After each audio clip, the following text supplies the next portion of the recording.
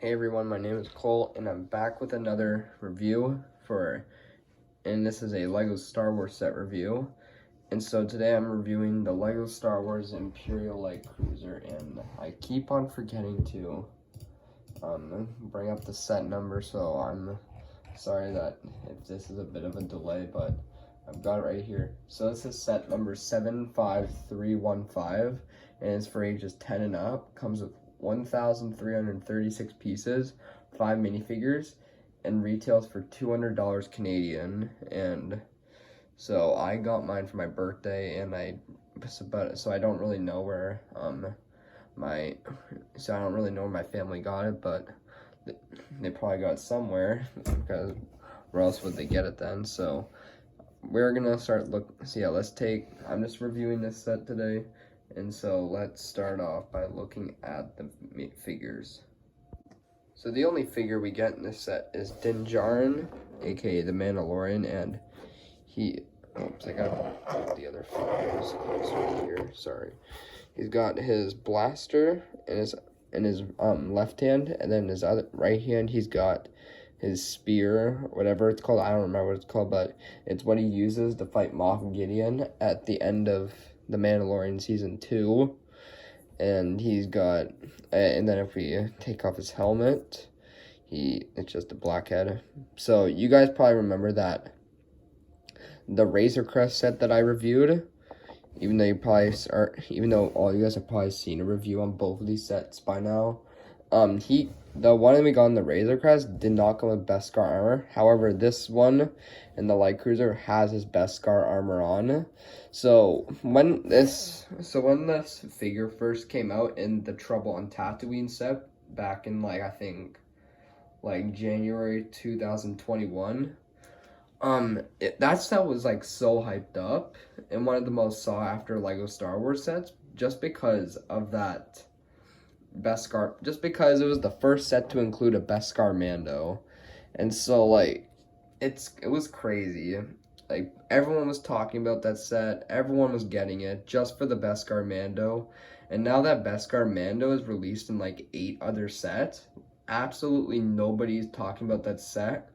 And that set is going to be a terrible investment. It's still a pretty good set, but it's just not going to be a good investment. So if you're one of those people that invested in one of those sets, don't get it. But yeah, I still really like this Mando a lot. I love all the detail that they gave him. They even gave him arm printing. It looks amazing. And yeah, yes, these Beskar Mandos are cheap and they are very common. I still really like them, and I'm gonna give this a solid 9 out of 10. Oh, okay, whatever. Yeah, now we've got the child, and I'm just still kind of surprised how small he is, but my only problem is he is pretty chunky on the side, but yeah, his head's rubber, and you don't have to worry about it coming apart unless you take scissors and actually cut his ears off. But yeah, there's really nothing much to say about the child, and he's a very common figure. So okay, I forgot to give my rating for the child. I give the rating for the child a 7 out of 10, just because how cute he is. But yeah, now we've got Cara Dune, and she is one of the more exclusive figures to the set. She is not exclusive to the set, but because she came in the first ever Mandalorian set, the ATSD Raider from 2019. But then other than that, this is the only set she comes in. So she is a decently rare figure. Not really, but when the set retires, there's gonna be no way to get her, so she will kind of start going up. But yeah, this figure, I do really like this figure. It's got leg printing, arm printing, and I love the detail on it, and it looks amazing. And she's got double-sided faces, an angry one and then a happy one. And then she's got her huge blaster. And so yeah, I really like this figure a lot. One of my favorite figures in the set. I'm giving it an easy 10 out of 10. Alright, so next up here we have Fennec Shan, and she is probably my favorite figure in the set. and she does have two faces, which she got like but they're both smiley faces. I sometimes don't really get the difference between these, but like now I do. When I first got the set, I didn't know the difference. I was like, am I going crazy or something? Turns out yes, I was. Because I thought they just printed the same face on my figure twice. But yeah, she's also got her huge blaster, and they even gave her like amazing arm printing, amazing torso printing, and amazing leg printing. This figure originally was exclusive to the set, but then they brought her into the new Cad Bane Justifier, so she's not exclusive anymore, but I still really like this figure a lot, and I'm giving it another 10 out of 10. So next up here, this is definitely the most expensive minifigure in the set, and this is Moff Gideon. He's got his Darksaber, which I think is very disappointing. I really do not like the Darksaber because I think it should maybe have like an exclusive print, but other than the less, it just looks like a lightsaber, but I still kind of like it, even though I just said I hate it. But yeah, and he has got just a normal face, and then he's got his angry face, but I like to keep it at this one because I think the angry face looks weird. No arm printing though, which is kind of which is a bit disappointing. I'm just bringing my light over a bit. And then he's got his arm printing, but no torso printing, but no leg printing. So yeah, some people might say Moff Gideon's a disappointing figure, but I still love the figure nonetheless, and he's quite expensive right now. But yeah, another 10 out of 10 figure. And then the last figure that we get in this set is a Dark Trooper. Yeah, just a Dark Trooper. We only get one Dark Trooper in this set. It's kind of sad. I wish we got two Dark Troopers in this set, but nonetheless, I still really like the Dark Troopers that we get. And he came with like this armor piece, and it looks amazing. And then yeah, and you've got the leg printing and the arm printing, and I think that looks awesome. You can take off his helmet, and he looks terrifying. The other thing you could do is if you want to make it look like it's off, you could just flip it around. Yeah, flip the head around, but then he's gonna look pretty creepy like that. Kind of hard to see, but it does look pretty creepy with that on. And yeah, I still think this is a pretty good figure, but then other people like M&R Productions, lots of people wish I came with two Dark Troopers, but I'm fine with just one. So now let's move on to the build.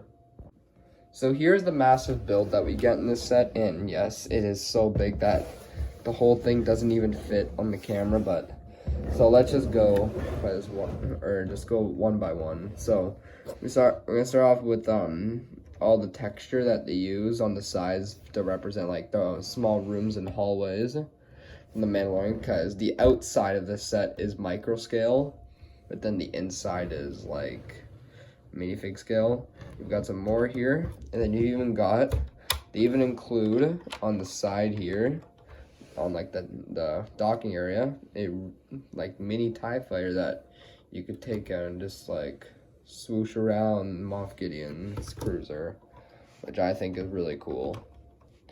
Then putting it in it shouldn't be too bad. And then you've got the huge thrusters on the back. You've got another mini TIE fighter right there. However, when I was building mine came with the wrong piece. It's like, you see, like, that one has a stud, this one doesn't. So, that is kind of disappointing, but I don't care too much, but it is what it is. Then you've got some more, like, hallways right there, or some more rooms, and you've even got some small cannons. I forgot to also mention the small cannons on the other side. And so now we're moving up to the side here, and you've got these huge cannons. The cannons are not actually this big in the Mandalorian, but I don't know why they're this big, but it doesn't really matter to me.